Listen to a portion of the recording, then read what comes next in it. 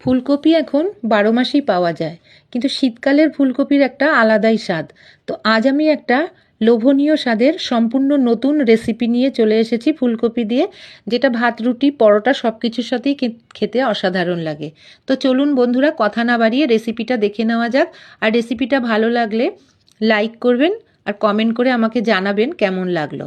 প্রথমে আমি একটু গরম জল বসিয়ে দিয়েছি, জলটা ফুটতে শুরু করেছে, দিয়ে দিলাম স্বাদ মতো নুন আর হাফ চামচ হলুদ গুঁড়ো।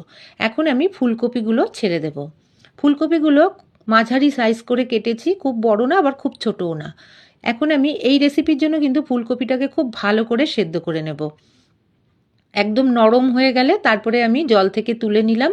এখন আমি এখানে দেব 1 কাপ বেসন, আর ওই কাপ মেপেই হাফ কাপ কর্নফ্লাওয়ার। এখানে নুন হলুদ দেব না, দিয়ে দিচ্ছি 2টো ডিম, আর দিয়ে দেবো 1 চামচ লঙ্কার গুঁড়ো। সব কিছু দিয়ে ফুলকপিটাকে খুব ভালো করে প্রথমে মেখে নেব। এরপর গ্যাসে একটা প্যান বসিয়ে দিয়েছি, দিয়ে দিলাম সাদা তেল। তেলটা একটু গরম হয়ে গেলে ফুলকপিগুলো আমি একে একে ছেড়ে দেব। এইভাবে ছেড়ে দিয়ে উল্টে পাল্টে বেশ লাল লাল করে ফুলকপিগুলো ভেজে তুলে নেব। সব ফুলকপিগুলো ভাজা হয়ে গেছে, এখন আমি তুলে নিলাম। এবার আবার আরেক ব্যাচ দিয়ে দিলাম।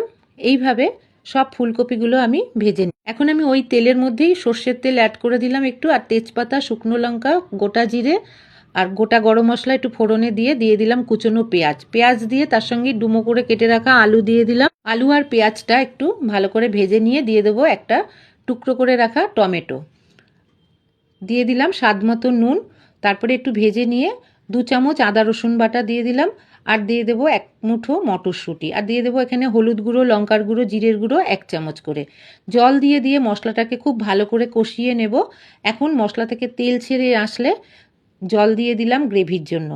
তারপরে ফুটে উঠলে আলুটা সেদ্ধ হয়ে গেছে, এখন আমি একটু দিয়ে দিলাম হাফ চামচ গরম মশলার গুঁড়ো। তারপরে ভেজে রাখা ফুলকপিটা দিয়ে দিলাম, আর ওপর থেকে একটু চিনি দিয়ে দিলাম।